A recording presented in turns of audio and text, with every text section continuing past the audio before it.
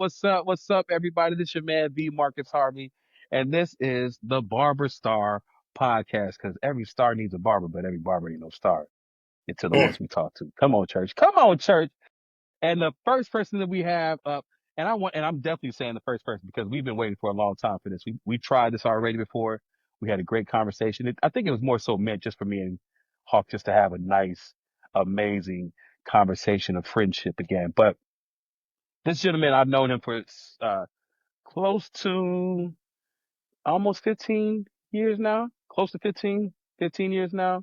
An amazing barber, Babylist Pro, one of the most sought after educators on the globe, as we really, really know. I mean, has traveled the world from China to South America to North America to Canada to even Africa yet. Not yet. I've been trying to But get he's out gonna there. he gonna get to the motherland. He gonna get to the motherland on y'all. Come on now. They might keep me out there once I get there, man. They might like, no, he has to Oh, stay. he's our people. You are our people. Yeah. So, you guys know he is known as the best barber in America. It happened one time and then it didn't need to happen again because they knew what it was going to be. We didn't want to hear the best barber every year with your, we didn't want to hear all that. So we just wanted to stop it. We wanted to stop it there. Ladies and gentlemen, the one, the only, the Hawk Vision, the Hawk man himself, Joshua Hawkins, groom for the Appreciate you. kingdom. What's Come going on, on, church. Give it up everybody? for him, What's y'all. up? What's up? What's up? Yeah, I hear the hand claps in the back. Don't worry about it. I hear it. Okay, that's enough. That's enough. That's enough. What's up, brother? Cooling in the gang, bro. Blessed by the best, baby. How you feeling, man? Man, I am cloud nine right now. I ain't gonna front. I'm very excited about this. I'm really, really excited about this cast right quick, man. I'm excited about it because I know that one, a lot of people are going to be able to get a lot out of this conversation, a lot of hope, a lot of inspiration, and I just know that not only just hope and inspiration, but actual good, strong, um, advice and and pathways. We know that you do this every Monday, but we're gonna get into that a little bit more. But yeah, man, I just wanted to talk to you. I'm glad that you came onto the show. Let's go ahead and get started, man. Yo, All right, let's do it. how were you bit by the Clippers? Because that's the thing that I like to lead off with all my guests getting bit by the Clippers.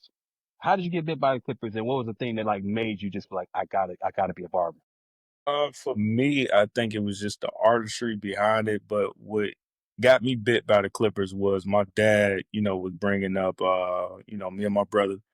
And he was giving us the haircuts back in the day, coming Okay. to school, and he was a real military type of guy, man. So, he had the real strong, unfaded fades, Oh, and the ball joint around the yeah, bowl yeah, cut. it's the soup bowls. We used to call Super them the Bowl. soup bowls. And I'm like, yo, pops, like we gotta stop this, man. Like, can we go to the shop? And he would take us to the shop from time to time, but you gotta think, he got two boys, he getting a cut himself, that costs money. So he was just like, well, listen, man, if you don't like it, you can get a job or you can cut your own hair. Yeah, And this yeah. is me telling him this at 12, 13 years old. So he was just like, what you gonna do? I said, well, I take the Clippers myself, man. I give myself an even Steven if that's the case. And yeah, man, got started doing that. And it, like I said, it was more so artistry for me because I used to draw back in the day. And when I would cut my own hair, like, dude, I was putting designs in my hair before I actually really knew how to actually cut my hair. So when I would go to school, people would see the designs, and that's when I started cutting friends, family, and stuff like that. And they was just like, if you could do that to yourself and F your own head up, yeah, Right. try it out on Yeah. me. So yeah, Hey man, shouts out to the pops, man. yeah, man. Every dope barber has that dad or that mama that was always saying, you know what?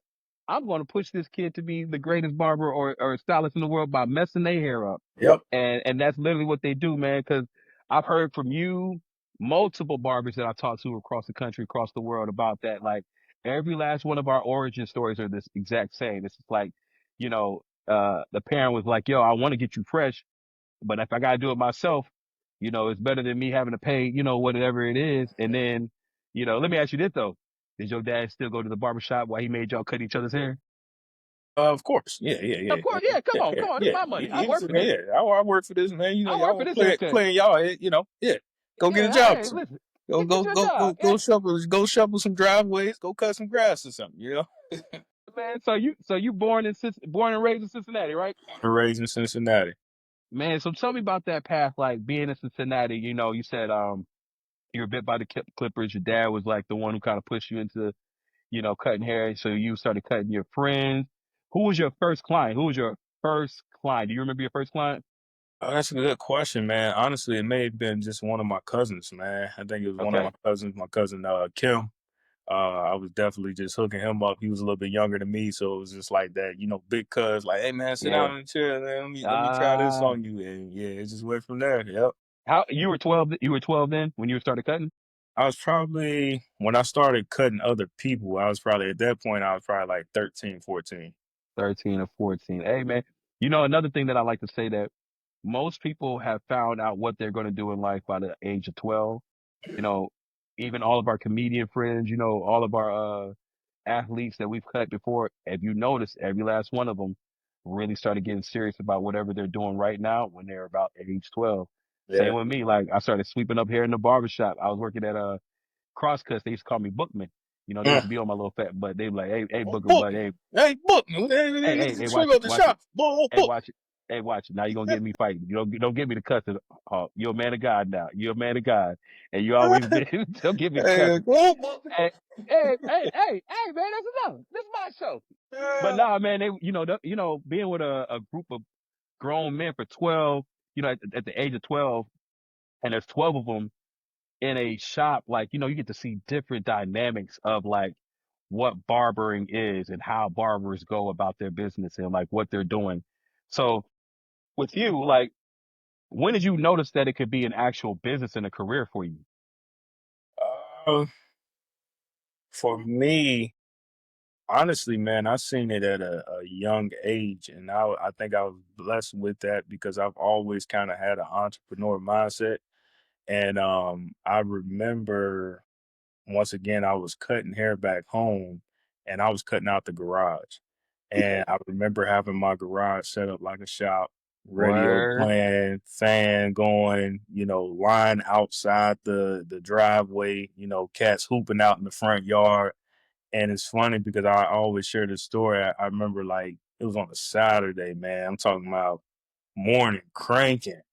And Word. this is me just cutting, friends and kids at school that I went to school with. And my pops ended up coming downstairs. I'm quite sure he probably looked out the window and was like, "Man, what this dude got going, man?" Yeah, So he yeah, come yeah, yeah, yeah. downstairs and he's like, "Hey man, let me holler at you real quick." I'm like, yo, what's up? He's like, man, follow me, man. So he took me to the backyard. I'm thinking I'm in trouble or something. He take me to the side of the house. He's like, you see my meter right here? My meter don't usually Ah, run like this, man. I gotta start charging you some booth rent or something. And I was just dang. like, yo, pops, you got it, man. Whatever you need, man. He was like, nah, you got a lot of stuff going on. Clippers running and music Oh playing. man. Oh man. I know, Oh I man. know how much you charge. About $5 a head, right? It's about 15, 20 kids out there, man. It's time for you to pay up, man. Dang. Black daddies. Yep. Black daddies. They gonna Gotta get their get it, cut. man. My pops, if anybody ever knew my pops or wanted to know a great example of what my pops was everybody hates Chris' dad. That was my Word. pops. That was my pops to the T. That was my pops to the T. So even like diving into that more, a lot of times people don't talk about their pops as much as they, do their moms. So like really fill me in on how even the things that you learned from him at a young age that you use in your barbering now that you found has given you way more success than you ever thought you would ever have. Man, so much. I would say for one is just truly for one being a man of your word. I probably can count on maybe one hand how many times I ever seen him miss work. Yeah. And like I said, he was a working father. Like I said, took care, me and my brother, him and my stepmoms.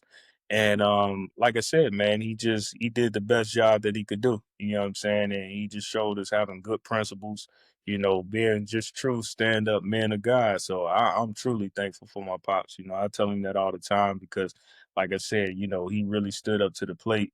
And not just was there, but he was active with us. You know what I'm saying? Like, he was taking us to the games and stuff like that. When we was playing basketball, and really just showing us like how to be a man. It was getting out there and helping him with jobs, going to cut grass for other people, and really like my pops got a heart of gold. Like he'll help anybody out. He'll extend his hand out to anybody, and it's funny because I remember when I moved down here to Georgia, I remember some words he told me before I left, and he was just saying like, "Yo, son, I want you to remember something.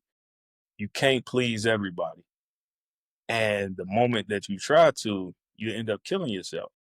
And I still remember that to this day because, us as people, we're people pleasers. We want to make sure everybody good, especially as barbers. So, it's one thing that, for us, we have to make sure we're taking care of ourselves too, because if we're not good, we can't be good to nobody else. So yeah, man, my pops, man, he did an amazing job, man. Military background, like I said, real strict, got chores every single day. You gotta make sure you handle your business, but yeah, man, dope, super dope. When it came to y'all's chores, uh, was he very meticulous on like details Most with it, most or most definitely.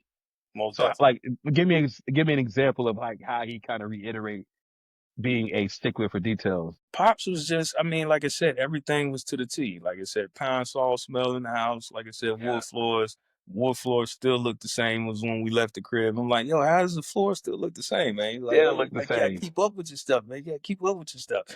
Oh, but yeah, man, like I said, putting up dishes. Now, I would say like even just past the chores. Like my pops, like I said, he remind me everybody hates crisp pops, but it was just one of those things. He back groceries. It's like, yo, man, one cereal box open at a time, man. I'm gonna be opening up two or three. Y'all not about to do me like that. Yeah, hey, uh, that's one jug of juice right there, one cup a day. Don't do me like that. yeah, yeah, yeah. Don't do me like that is wild. Oh, that's dope. That's dope. So like I noticed two things about that story. One, how he stood out to you as a father and as he stood out to you as just a man. I know that you hold being a father very, very, very, very dear. A father and a husband, an amazing father and husband. Like, what are the things that you learned from him that you apply now? Honestly, man, just for one, number one, being a man of God. Like I said, he brought us up. He brought us up in church, and also just being present, man. I think that's the biggest thing. Like, even though he worked all the time, like I think he had a pretty dope schedule because at the time I didn't like it because it was like I do something bad in school. By the time I get out of school, he's already home. Like I ain't even got a chance to like, think Oh, about and plot your like dad, what I was gonna say, what I was gonna do. He waiting at the door with the belt, like, yeah, come on in, bro. Come well, on he in. Robin Harris. He Robin Harris on House Party. That's a he right there. So but like I said, his schedule was just super amazing because like I said, he worked throughout the week. It was off on weekends. But yeah, man, he was just super present with us, you know what I'm saying? And I remember just holidays and just like I said, creating so many just dope memories. If it was bringing out the camcorder and recording, if it was Christmas or, different holidays. And just like I said, just create memories, man. Like Pops was like, yeah, super, super. How do you feel about your barber career? How do I feel about my barber career? How does he feel about your barber career? Like how like Oh man, he be blown away, man. He be blown away every time I talk to him. Different stories that he hear, stuff that he see. This somebody shouting me out on ESPN or something. That's my son. That's what he talking. Hey, I was the first Hawk. No, I was the first Hawk.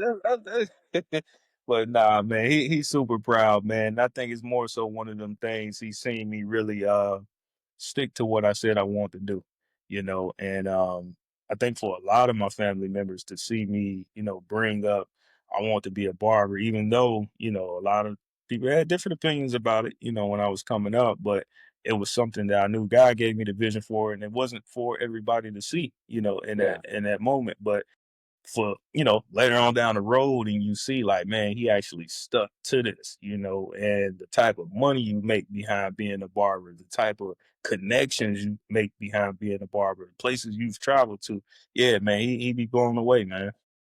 Hey man, I'm blown away and I see it firsthand, you know what I'm Yeah. saying? Like you're a part of the 1% of barbers that actually gets to travel around the world and do what you do. But before we even get to how you became that 1%, like how did you even get into the percentile of being a barber? Like what was your path? Like once you moved down to, so you went from Cincinnati, you were Yeah. cutting hair all, all through high school and stuff. You moved to Georgia. Tell me, you know, lead me Yeah. from So there. so when I moved to Georgia and I came down with my mother and I Okay. actually How old were visited. you then? I was probably at that time 18. Yeah, I was Okay. 18 at that time. And when I moved down with her that summer before, I was 17 and I was able to get inside my first barbershop. I was cutting in there with no license and stuff like that over the summer. And like I said, I got a taste of it. I got a taste of it hard of what it was like to be in the shop. I think even she got to see it like, oh, he like really attached to this because I was getting in the shop 6 a.m., leaving like 10, 11 o'clock at night. Like I just want to be in there all day long. So when I came back down, I got into barber school and did barber school in about 9 months. And then after the barber school, I ended up running into one of my mentors, boy James Cahill, and an instructor Shout out actually to told James. me about him, and I ended up working at his shop, and yeah, man, from there it just kept going, bro. And what shop was that? Furious Styles, bro. Furious Furious Styles. Styles. Yeah, Named after Furious Styles from Furious Styles. You'd have really thought it was, yeah, it was really named after Furious Styles too, like Word. from Boys in the Hood. Yeah, And that's even wilder too when you think about it. Me and you have used that image a while for a couple of father son, yeah. give backs that we're doing. But I think that people need to really look at that as an iconic move because I think in my mind, Trey went to Morehouse, right? He went to Morehouse, started cutting in Morehouse, and then realized, you know what? After I do all this consulting stuff, I'm gonna turn into a barber. So I think Trey got a couple barber shops Hey, in he Atlanta right might, now. bro. You He know what I'm might. saying? Yeah. You know what I'm saying? He said, "Let me out, though. Let me out. I Let gotta me open out. the shop. This ain't for me, man. This ain't for This me. I ain't gotta for open the me, shop, man. baby. I See gotta how open the Pops shop. was. You see how Pops was giving me the fade, man. Come on, Yeah, man. I gotta get back in it. So, man, so like when you get into school and or you're not even in school, so when you get into the shop now, you just went straight through and just with it's an apprentice with James and stuff. No, so when I went to barber school, I graduated barber school in about 9 months, and then when I Okay, got word. Where'd out you of go? bar, I went to Roffler Moeller. It was out in Marietta. Tony and guy ended up buying them out, and now I think it's like a Planet Fitness there or something like that now. Oh, But okay. yeah, it Yeah. was Same with mine. yeah, Same with mine. Mine gone too. I was like, dang. bro. Yep, gone. And I remember, like I said, our instructor that we had there, real old school cat, man. But yeah, it was a great school, man. The school I went to, they taught strictly on straight hair, which was super dope because I already knew how to cut our type of style hair. So going to that school helped me be real diverse, and even when I got out into my first shop, like it was out in Kennesaw. And literally, I mean, I had a diverse type of clientele, so I could fade anybody, use the shears, cut anybody on the top, create any style that they wanted to, and yeah, it set it off, bro. Before you started getting really nice and barbering, what was your best straight haircut? Like, do you remember your best straight Comb over, haircut? the comb Or you over was for comb over in the sure. morning? We'll do a smooth comb over Ooh, real quick. We gonna do that guideline we'll down catch the that. middle. Yeah, We'll we're gonna catch do the guideline down the middle. Then we're gonna hit them sides on the left and the right and comb that thing over, put it with the hard part. Yeah, Yeah, that was yeah, that yeah. was You my in thing there. right there. You in there. I hear that. I hear that. So you're at Furious Styles for a few years. At that time, like after you get out of school, you go to Furious Styles. How long were you working at Furious Styles? I was there at Furious Styles. I was saying all the way up until about 20, I want to say 2012, 2013. Okay, okay. Yeah. Cool. 2012, 2013. When you're at Furious Styles, what kind of like reputation are you starting to build up in Kennesaw at that point? Uh, I was quickly being known for like bruh could chop, like a young blood could chop. And it was funny because at the time I was always the youngest one in the barbershop, and obviously we at the shop we always used to have barbers coming in and out, but they were always older than me. But I was definitely always the one, doing designs in there, doing the new, trend type haircuts, adding in the new services, if it was using the spray can, whatever, and yeah, man, Kennesaw, they knew, especially just the way I was getting out, promoting myself, passing out cards, Yeah, passing break that out down. flyers. How was you promoting yourself back then? Man, doing the cards. I had a client of mine who actually made business cards and flyers. Word. So it was just like that was my barter system with him. It was just like, hey, I cut your hair, you make me cards and flyers. And literally every month we would do it. And my objective was every time he came, I had to get rid of those cards by his next cut. You know what I'm saying? Like Mm. so yeah, it was for me, I was dumping them out so much, I was doing the $5, $10 your first time just to get them to sit in the chair. And I know once I had them in the chair, that was it. That was the stamp right there. What would you call that marketing strategy that you just got done doing? Because that's a strategy. I realize we tend to do a lot of strategies when we're first coming up that we don't put a name to, or we don't Yeah. like understand it's actually a strategy, and don't understand the thought process about it behind it until we get older. Yeah. So, like, give me why you thought that that was such a great thing to do, and why you needed to do that like that. Well, here's the thing, and I still do it to this day. I probably do it To even this more. day. Yeah, to this day, even more now, but I do it in a different type of way now. But like I just feel like in that process of what I was doing of like giving out a very low price, for a haircut for that first time, or even just saying like, hey, it's free on me the first time. Just come through free first time on me.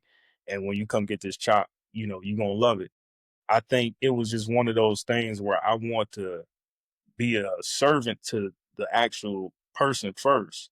And they could see like, oh, he's willing to give to me. You know what I'm saying? Like if it was a discount or if it was me just cutting them for free, no matter if I did a great job or not, who don't like free stuff, right? Who don't like Mhm. being served? You know what I'm saying? So I was willing to serve them my gift, at a low cost and for free, just because I was confident behind, the gift that I had, and as I did that, people could see like, oh, nah, like, I mean, even when I was in barber school, they was charging $8 for a haircut. Granted, we couldn't charge in barber school, but they was seeing like, nah, this dude got a gift. Like he's better than some of the barbers that's got their license already that's in the Yep. shop. I was getting paid $25, $30, inside barber school, on top of them paying the $8. It was just more so just definitely I would say just positioning myself to serve first and then, get what I'm looking for at the end. So So how do you apply that now? You used to give it away for free back So then. now, if I'm out and about, man, and I just see somebody that just truly need a cut, I might see they ain't had a cut in a while, look like they might have had a messed up cut, whatever the case may be. Obviously, I know I got a pretty consistent clientele, a high demand, but I'll just tell them, hey man, just come through. Let me chop you up. Like, like first time on me, whatever the case may be. A lot of people from my church, I just kind of really do that to also serve my church as well. So it's just like, yo, come through. Let me just bless you. You get what I'm saying? And most of them, they be like, man, that's oh man, I just want to give you something, but I just feel like that's just another way to share my gift with the kingdom. So yeah, That's what's up, man. You're a very giving brother. I've noticed that in everything that you've done, man. got to, bro. What would you say? You say that that's been your greatest quality and gift, the servanthood of yeah, yeah. Give me Yeah, that. most definitely. Being a servant, man. And like I said, just being Christ like.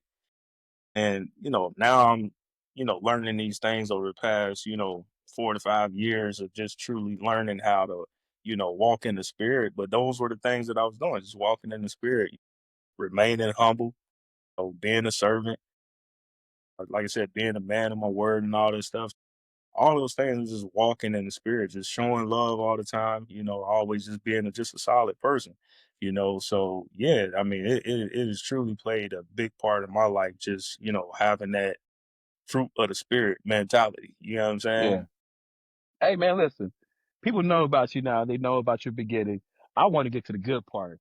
This where I entered. Come on, church. Come on.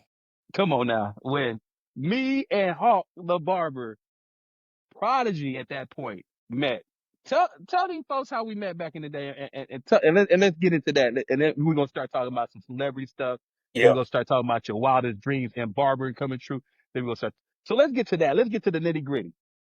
So what's wild is, like I said, and I'm quite sure you probably remember this, but before we actually met in person, I had stumbled across your page, and I think I had seen that you was cutting Nas, and I was just like, "Yo, this is Nas Barber right here." And then when I seen that you was in the A, that made it even wild. 'Cause I'm like, "Yo, bruh's actually in the A. Like, this is who cutting Nas. Nas is one of my favorite artists, you know." And I was just like, yo, man, that's super crazy. Reached out to you, obviously, you know what I mean? Was just, connecting with you. And then I think Todd had Yeah. an event down here in Atlanta, and we both went to that. We both, you know what I mean, presenting new things to the industry, you know what I mean, Yeah. fibers and hooking it all up. I'm bringing products, new product holsters and stuff like that to Yes. the industry. Yes. And man, I remember we had that dinner that night. I think we went to go to the taco joint. Yeah. And Hey, listen, y'all. yeah, Y'all man, know this. like I He was said, the we first person we always had when we always see we do Barbers Love Tacos. That actually started because me and Hawk was like, yo, let's go get something to eat. Me, Hawk, and Todd Bernard, aka I Cut Pro. yes, sir. My boy I Cut Pro, I Cut Pro. It's the way that I do the system that makes You know everything. what's so crazy about even Todd? That's our guy, bro. Yeah. He literally, man, Todd was, I mean, he was big time, bro. You know what I mean? Still is. He still is Super. super, super big time. But at that time, it was like Todd was like, you Yeah. know what I Todd mean? was Like, the guy. and it's crazy because Todd had seen, like I said, my work through social media. And I remember he gave me a shout out and he was just like, yo, man, if y'all don't know this dude right here, like this Yeah. dude is a killer. And I remember Yeah. like, yeah, he was one of the first ones that like really like shouted me out. And I was like, man, I always appreciated that from him. Yeah. So we all linked up, and I remember that dinner quite like it's Like just vivid. so it's yeah, quite vividly, if you will, because before we even went there, what I did like about us three actually coming together was all three of us were introducing something new to the industry, as you just said, Leaders of the new of the school. new school. Y'all didn't even get to get Yes, that tour yet. sir. Y'all didn't get to get that tour. We might still need to bring that tour back Leaders while of you the playing. new We school. need to, we need to bring that tour back because that tour was going to be something ridiculous. Hawk, like you said, Hawk you've always been really, really imaginative when it comes to like your entrepreneur mindset. And so when you came out with those holsters for your products to keep everything clean and neat on your station, I was like, oh yeah, this boy about to be a millionaire off that. And then he's like, I don't feel like doing it no more. Let me just go ahead and chop y'all heads off with the clippers. You know what I'm Problem saying? animated, bro. Hey, man. And it's crazy because I think that was the first time I was introducing, because it's not that I introduced it's not that I created the fibers and the atomizer. I would definitely say I did not, but nobody out there using it. And the ones who were using it were hiding it. And we know who was hiding it. And I just want to let you see us on this podcast, brother. I did it. That's You all try I'm to gonna say. highlight it. You try to hide it, but we're going to highlight it. That's it. Y'all trying to But you see hide. how that is, and once again, like that's still paying homage. Like you know what I'm saying. Like Yeah. I'm not saying you was the first one created it, but Yeah. the way that it was brought out, it was just highlighted. You know what I'm saying? Granted, yeah, that's just what it is. That's just what it is. So let's talk about the BarberStar movement. A Right. lot of people, a lot of people walk up on me now, and it blows my mind. Me and Tyreek work at Tony's right now, and we'll just have random barbers come into the shop and just start talking. Before, or even before that, when we first started working at Tony's again, I remember coming to the shop. Tyreek would be in the shop, and then I would hear when I'm coming in, they're talking about something. You know how that you come in, they're talking about something. And I would hear Tony be like, man, y'all just don't know. Man, the Mussolari, them boys was going in there cutting, boy. So, man, let's tell these folks about like the atmosphere between me, you, Tyreek, and Q the barber when we first came up with the Mussolari.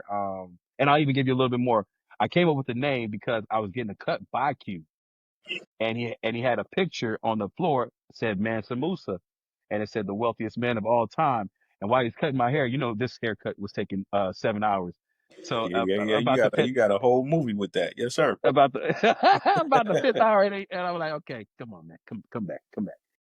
He just breaking it down, and I was like, yo, I like that Mansa Musa. And then I was like, the spot that we had, y'all, back in the day, we were working at Salon Ramsey, and we were Salon Ramsey, of course, is one of the most historic things of all time. Also, one of the One of a kind. greatest, one of the greatest hair spectacles on earth. Period. I don't think that there was any other in the country that was doing it like Salon Ramsey. Couldn't really even call that sweets. That was just Couldn't call it sweet. It was businesses. It was a dungeon. It was a dungeon.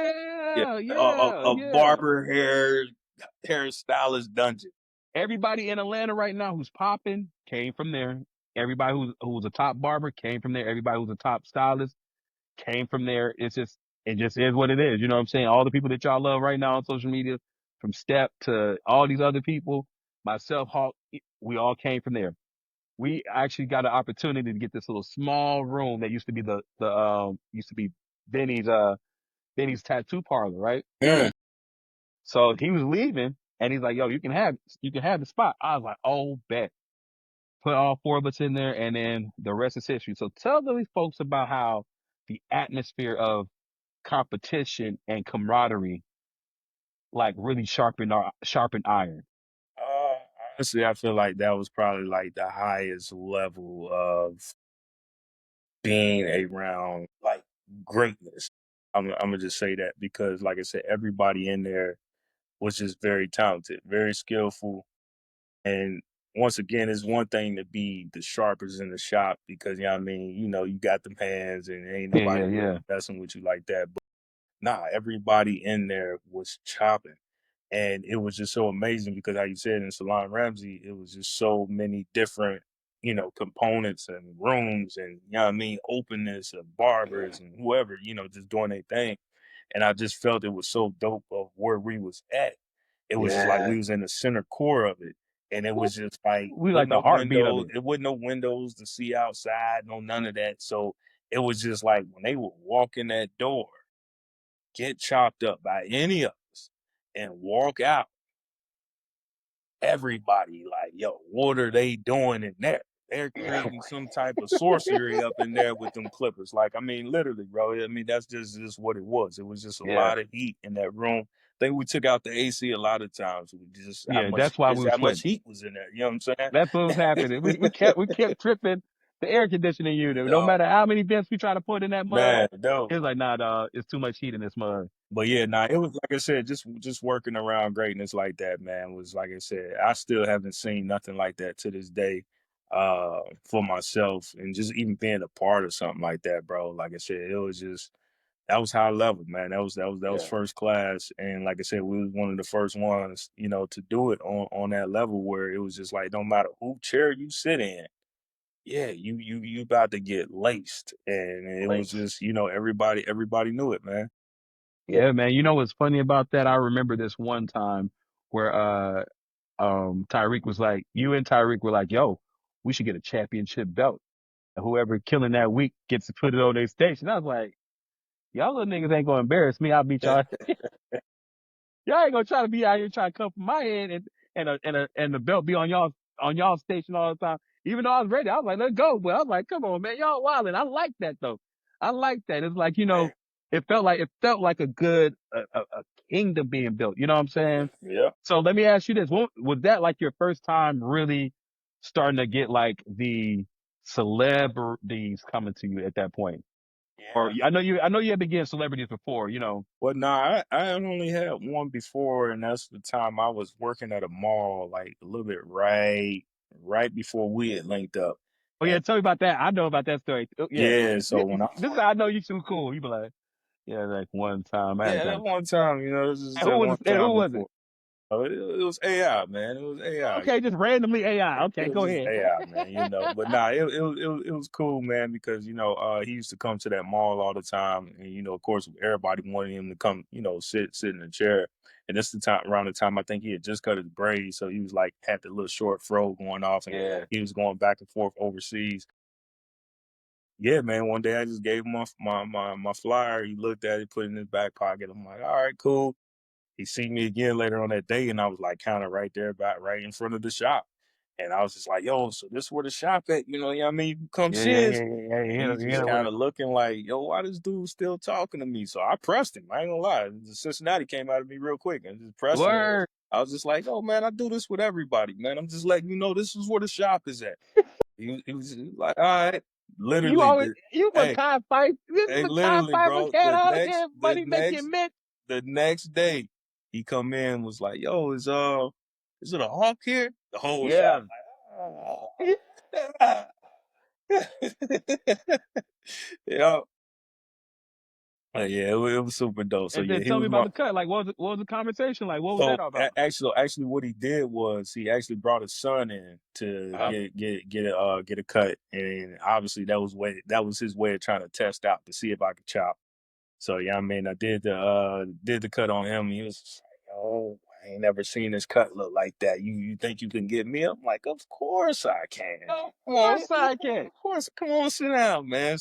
Yeah, I started chopping him like that, man, and yeah, he loved the cut, and yeah, we had built up a little rapport before I end up moving up out of that shop. But yeah, when I got down to the lair, that's like I said, as far as different celebs that was coming up out of there all the time, like yeah, that's when that really got cranking. But it's so funny though, bro, because taking it back to like even when me and you was connecting before I moved down to the city, like you was even sharing it with me, and I was hearing it from different folks, just as far as like people that wanted to get their hair cut by me. Me being all the way out in Kennesaw, obviously Cobb County, people in the city that want to come all the way out there. So it was like I was a diamond in the rough, And I remember you was just like, "Yo, bro, you gotta come on down here today. Hey, man, I'm telling you, man. I know you getting your little Is that how I $35, talk? $40 for a cut, man. But I'm telling you, man, $70, $80, $100.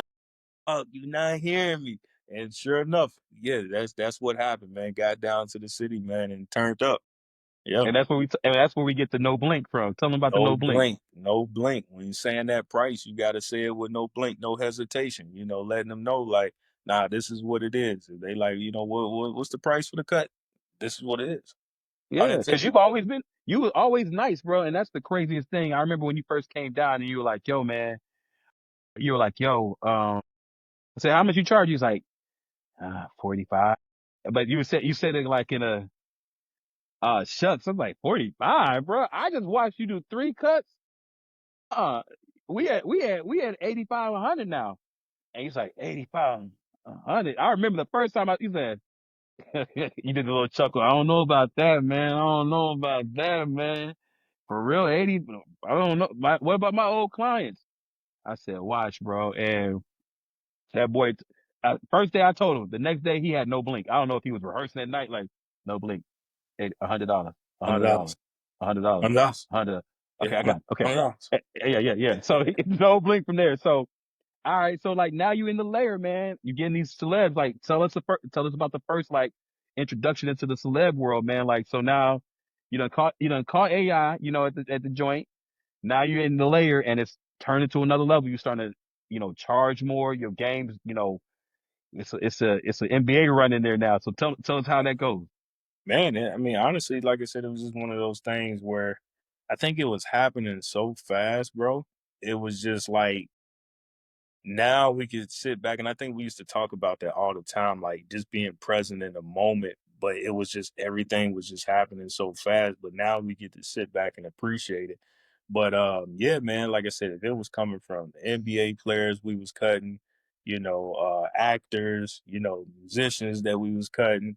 Like I said, everybody was coming in and out of the layer, and I think it was so dope because we were all able to like pass them back and forth and be comfortable with that, knowing that they was in good hands. You know what I'm saying? Like, Hmm. and sometimes that's so hard because, like I said, you was just like, your clients get so comfortable with you because they know how you cut, they know your hands, they know you're gonna know the cut, and they know they're not gonna get messed up. But once again, to be in a situation where it was just nothing but hitters in there, and we all just like, nah, I'm throwing you the oop over here, like throwing you the oop Yeah. over there, like this is my guy, I need you to take care of him. Like, yeah, that was one of a kind, bro. Well, you're known as one of the most viral barbers of all time. Mhm. Uh, Cuts that you do normally go on TV and go crazy. So let's talk about them. First one, let's talk about how you got linked up with Jalen Rose to be Jalen Rose Barber, to have people talking about you're a mad scientist, that this man has a honorary doctorate degree in mathematics and Man. equations. So tell us about that, man. So it was just, I think around the time it might have been like 2015, 2016, I think. And I know because you used to actually cut Jalen too, didn't you? Yeah, you used to cut Jalen too. And I think it might have been a time where Jay Majors might have needed you to cut him or something happened in the midst, but I know it was a oop that was thrown, you know what I'm saying, from either one of y'all.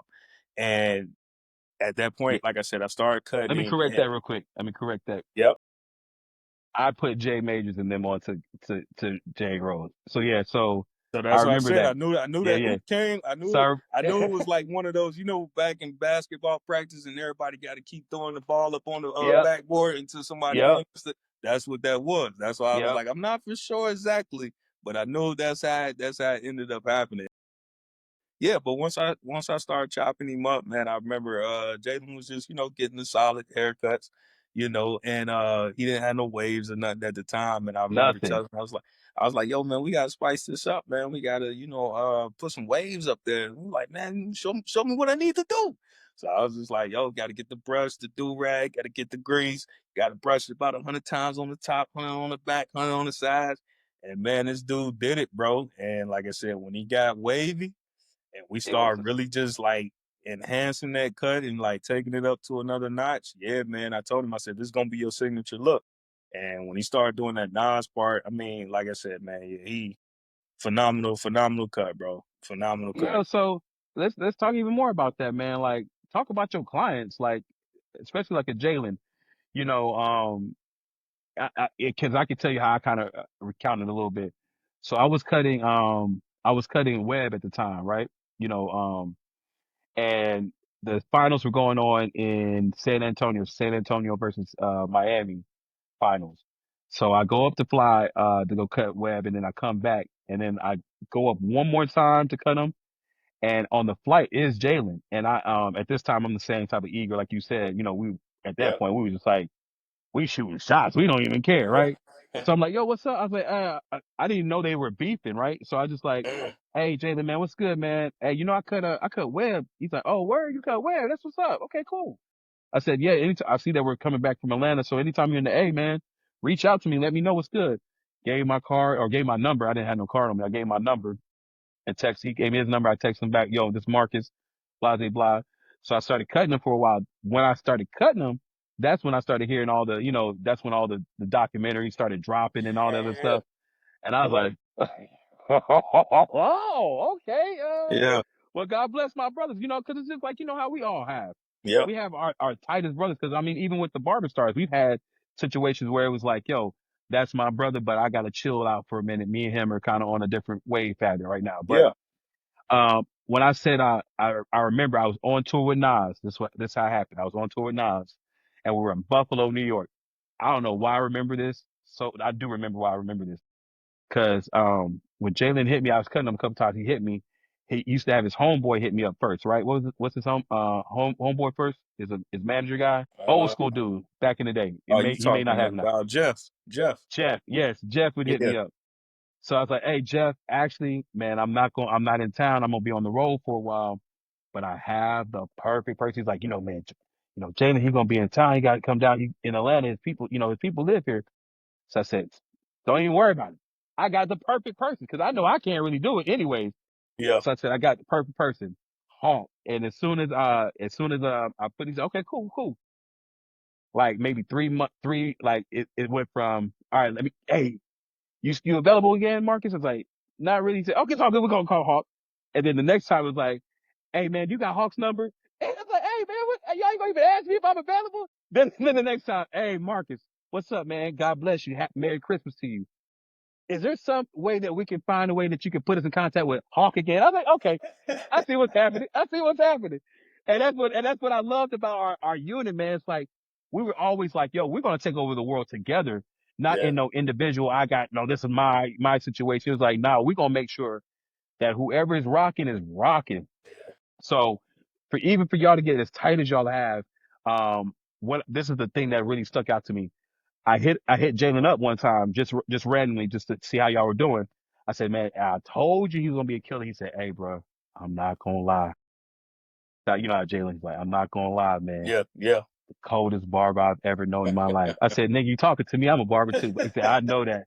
I know. I said, I know that. For Marcus, It's Hawk my guy. different. Hawk is different, man. And I just love the way he cuts, man. So I appreciate you for putting me on, man. And he said, and then I thank you for Andy as well, because I put him on to Andy as well. He's Okay. like, man, those are my guys, man. I rock with him. I appreciate you. But I was like, but he's like, that Hawk, bro. That Hawk could put you in a coma, boy. So I was just like, Yeah. man, it's just always dope. And to see your haircuts when I see that you had just got done cutting his hair, and then you go on TV, and then people like Ocho Cinco say what they say. So let's talk about that point. All the time, like, tell me about all the times that you've seen your work on television and have gotten shout outs, and like what that's felt like. Well, here's the wild part.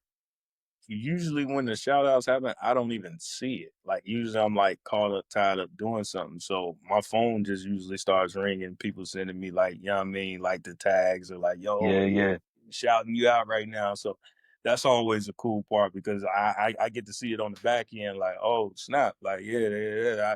I ain't even know like at half the time when the shout outs happen, that's coming just from somewhere genuine. Like that ain't, me asking like, yo, can y'all make a shout out to your boy? Like, that's yeah, just them doing that off the strength. And Jalen has always been major on that, man. He's been I think a big iconic role in the barbering world, bro. Like I said, he played on the movie Barbershop.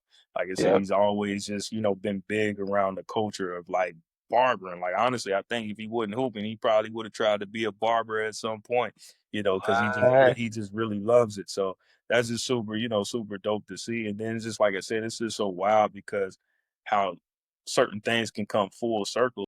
Dude, when me and my brother was coming up, my moms had got me and my brother a signed autograph picture, and it was Chris Webber when he played for the Kings.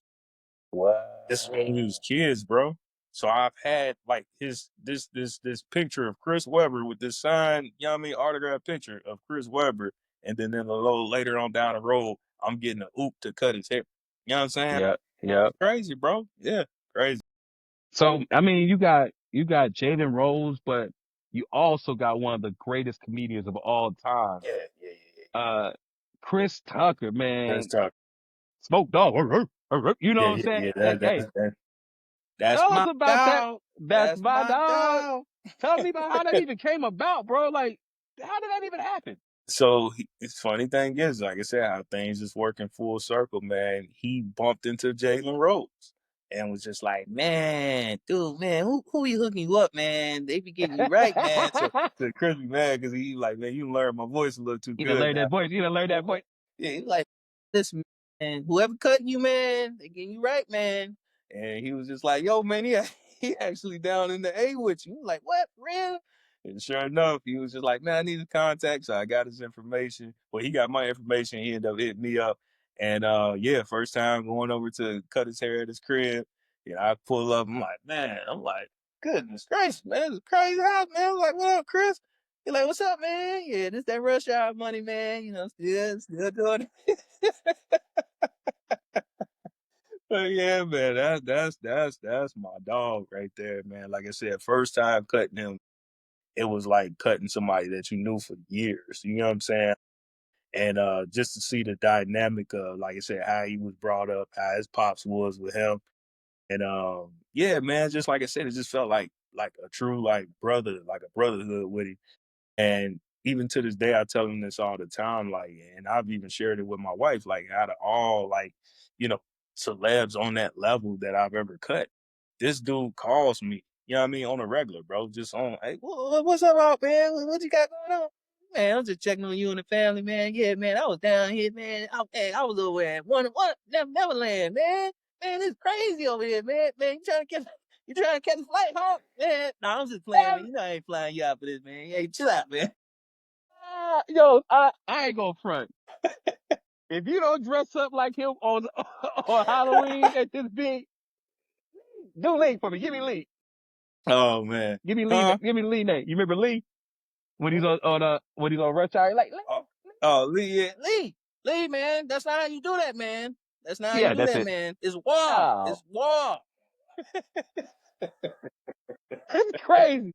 Yeah, boy. But So nah, that dude, like I said, he's solid brother, man. And like I said, even just being around him when I travel with him and stuff like that, is the like he wants me around like as a brother. You know what I'm saying? And like I said, it's been cool to just have, like I said, one of those type of clients, especially that's on that level, to look at you past just being a barber. It's just like, and granted, for real, like.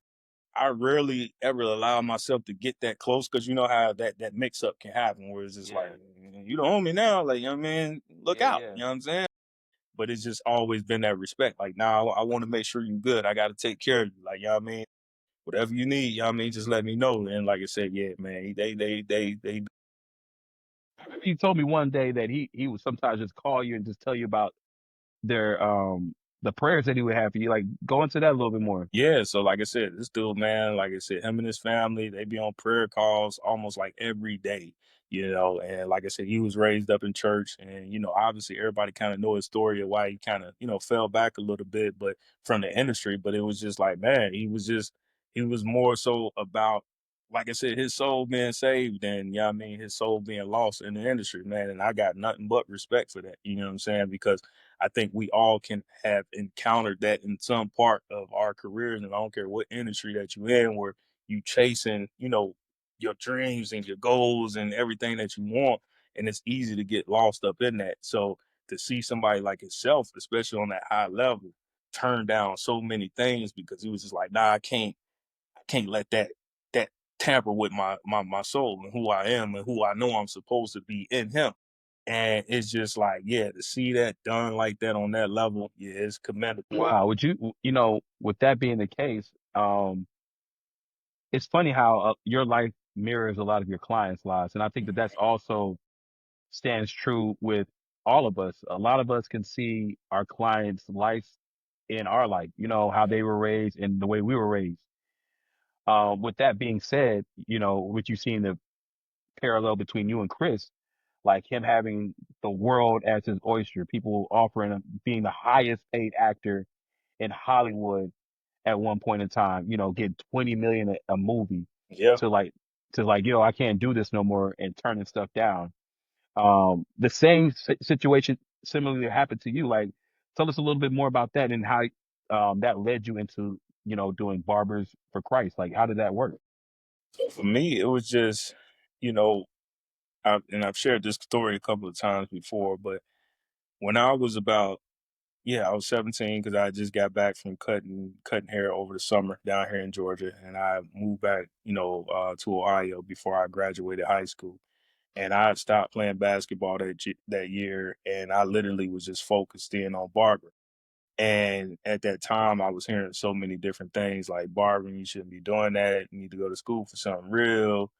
You can go to the Air Force, all these different things. So I prayed about it. And when God actually showed me weeks later that barbering was it for me, went to telling God all of my plans of what I had, what he was showing me, what he wanted me to do. And in that, I think that's where I messed up.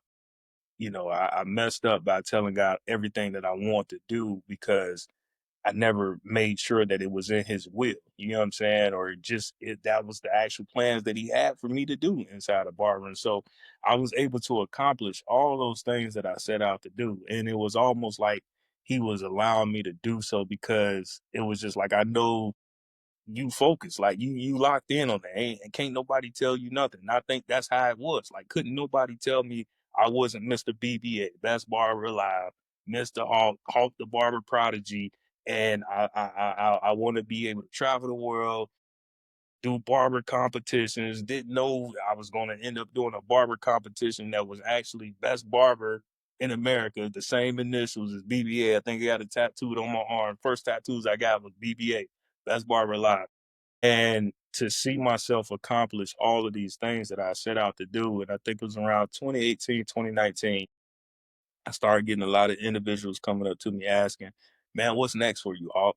Like, you want best barber in America, travel, you work for a clipper company, your face on a clipper box, you cut celebrities, you move around, you got products, man, you doing like what's next for you. And in that season, I felt empty, bro. I truly felt empty in a way where it was just like, yeah, I did all of that, but I still feel like that honestly was really wasn't what I was supposed to do. And I feel like God allowed me to feel that in that season for a reason, and my response was, and whatever God got for me next, and I was just like, wow, just hearing that now is just like my response was whatever God has for me next. But that's how it should have been from the jump, and it honestly would have saved me probably from a lot of heartache, man, a lot of heartache, chasing things that probably wasn't even for me, wanting certain success that I shouldn't even been, touching. The thing that I love about, like I said, the God we serve, he'll do things in such of a way where even in your hiccups and your mistakes, he'll still turn it around for his favor. You know what I'm saying? So even with me getting it later on down the road, he was like, all right, so in that platform that you made, that following that you got now, that influence that you got now, I'm gonna do all of that for me. This is what I was trying to show you in the beginning. But now you can see it and now you get it. That's one of the parts that, I've seen just over these past, 5 years, guys just truly just, did a real number on me, just getting me to like really see that for one, we're just stewards over, all this resources, man. And the gifts that we have, the talent that we have, the money that we have, the family that we have, the spouses that we have, all of it belongs to him. The bodies that we have, it belongs to him. And he just expects us to be good stewards over that. So that's been like my whole, mind process, me being renewed, you know what I mean, through the spirit. And when Barbers in Christ came around, I literally remember going to a show. And before I went out to the show, I was doing a fast. And in that fast before I got to the show, I was just asking God, I was just like, please just show me why you still got me like in the barbering industry, like doing shows and stuff like that. And this particular show, dude, when I tell you so many people, and this usually how it happens at most shows, but most barbers will come up to you, want to pick your brain. They like, yo, let me talk to you, giving you your props and all that. Majority every conversation I had was, man, I love how you share your faith, man.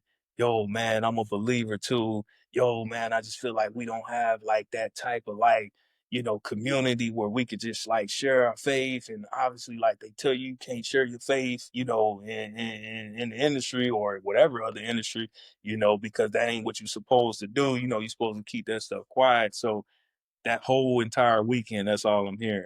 And I was just like, oh, I hear you guys. Like you showing me like it has to be a community. Like for one, we are the church, and for the longest time we've, been presented that the church is just a building. But no, like when Christ was here, he was showing us that we make the church. When two or three come together, he'll be in the midst. And us behind our chairs, that's our ministry. You know what I'm saying? Like that's our opportunity to touch individuals that probably ain't stepping foot inside of a church that'll come see you weekly and open up to you all the way because they going through it in their marriage. They going through it with their health. They going through it with personal stuff. They coming to you just for advice. And how special is that to be able to be that close to somebody, laying hands on somebody at that? To be able to pour inside of an individual that you know, needs help, might be lost, whatever the case may be. So, that's what God has shown me. And when I started the Barbers in Christ, like I said, he placed that on my spirit to do that, to create a community of, like I said, believing barbers, and even outside of that, we get, I get clients and other individuals that, jump on the calls, man. And we just, like I said, we just tackle at it, and it's more so like I always share with them, it's an opportunity for us to feed our spirit outside of Sunday. You know, most people feed their spirit on Sunday when they go to church, and that's it. And then they tackle the rest of the week and wonder why they, you know, they run into so many like things that life throw at them. But when it's one of those things where you constantly feeding your spirit like daily, Yeah, and nothing your catches you off flesh, guard. yeah, like yeah, your flesh is like not to say your flesh is just starving because your flesh is gonna be eating throughout the day Yeah, anyways, but but it's it's just like submitted. yeah, it's just you giving your spirit an opportunity to respond when life comes at you, you know, and that's it. So yeah, man, it's been super super dope, man. It's some things that we got coming up that you know even with me seeing like at these expos, yeah, man, we about to shift the industry up a little bit, man, and put some stuff out there that, yeah, man, make some heavy changes, you know, and not like I said, not even just for us, but anybody that's just a part of it, bro. Like I said, man, we kingdom citizens out here, man, and we gotta act like it. Yeah, You already know. You already know. That's something that we definitely want to make sure is shared, and we'll definitely put the link in the bio as well. oh yeah, for sure. But how can barbers get connected to Barbers in Christ? So we have a Discord group chat. They can hit me up on Instagram, the Hawk Vision _. They can DM me. I can send them the two links to our Monday night Bible study calls that we do at 7:30 p.m. Eastern time every Monday, and then they can be a part of our Discord group chat. So we have a group chat that, like I said, we just inspiring each other each and every day. You know, if it's throwing scriptures, motivational stuff, whatever the case may be, but it's really just having a safe place to, you know, be able to get your spirit fed. If you down low, you got something going on, you like, hey y'all, your brother over here need prayer. You know what I'm saying? Come Like on, I need prayer because life hit me hard right now. Like that's what we need. It's community, man. You know, Evo we just really just Shatabaya. come Come on, on man. now. We just expanding that thing, man. Yes, sir. All for the And kingdom. you know what's funny? I that's what is it's dope because me and Hawk have known each other for, like we said, over 15 years now, and it's just amazing to see all of like our paths to Christ. You know what I'm saying? When you first met me, I was like, right hand man to my pastor.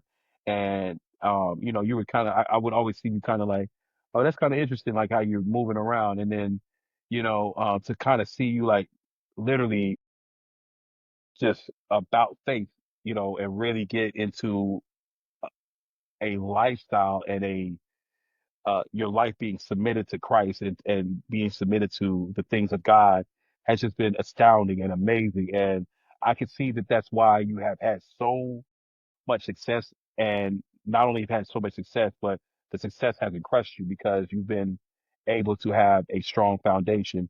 One quote Amen. that I will always talk about, man, is a quote that Chris Carter said one time when he was talking about his sobriety. He was talking about how he was addicted to drugs, throughout most of his career, uh, got cut by the Eagles. Buddy Ryan said, I'm cutting you from the Eagles, man. Like, you got to get your life together.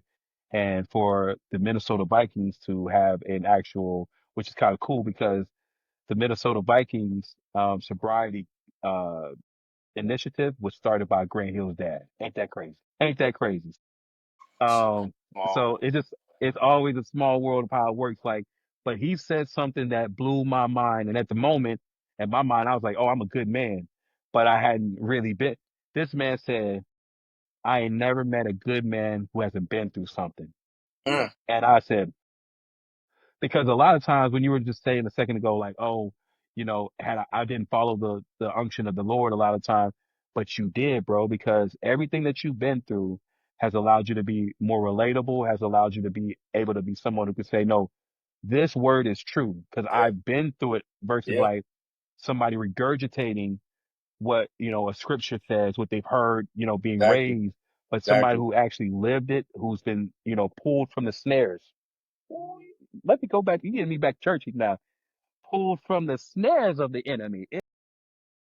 You know what I'm saying? Because when you think about snares are like, you don't see them Yeah, until you hit a pressure point and then it combines on you from all angles. So, you know what I'm saying? So for you to be pulled out from the snare, because it could have crashed down on you from so many different ways. And yeah, to see what God is doing in your life is amazing. I love the way you love your wife. I love the way you love them girls, man. Sir. Yeah, and we know that you're a Bass Pro. We know I always continuously say, hey, Hawk, you need to just go ahead and start up a bass show, a barber and bass. You know what I'm saying? A barber bass, you know? Hey, it's coming. I already know it's coming. What are you talking about? It's You know, coming. every time me and Hawk talk, we talk about something that's coming and then it manifests Coming. every time. And it manifests every time, man. Yep.